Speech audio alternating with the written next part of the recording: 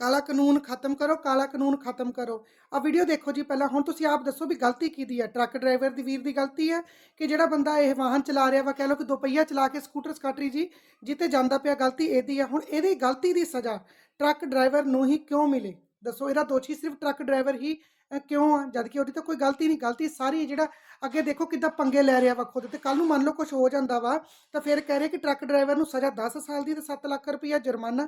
ਕਿਉਂ ਬਈ, ਇਹਦਾ ਕੀ ਕਸੂਰ ਆ? ਆ ਵੀਡੀਓ ਵੀ ਤੁਹਾਨੂੰ ਆਪਣੇ ਆਪ ਪਤਾ ਲੱਗ ਹੀ ਜਾਣਾ ਵਾ, ਤੁਸੀਂ ਦੇਖ ਹੀ ਰਹੇ ਆ। ਮੈਂ ਪ੍ਰਸ਼ਾਸਨ ਤੋਂ ਮੰਗ ਕਰਦੀ ਹਾਂ ਕਿ ਜਿਹੜਾ ਇਹ ਕਾਲਾ ਕਾਨੂੰਨ ਲਿਆਂਦਾ ਗਿਆ ਵਾ, ਛੇਤੀ ਤੋਂ ਛੇਤੀ ਇਹਨੂੰ ਖਤਮ ਕਰਕੇ ਟਰੱਕ ਡਰਾਈਵਰ ਵੀਰਾਂ ਦਾ ਸਾਥ ਦਿੱਤਾ ਜਾਵੇ ਤਾਂ ਜੋ ਆਪਣੇ ਰੋਜੀ ਰੋਟੀ ਤੇ ਦੁਬਾਰਾ ਮੁੜ ਵਾਪਸ ਆ ਸਕਣ। ਸਤਿ ਸ਼੍ਰੀ ਅਕਾਲ ਜੀ।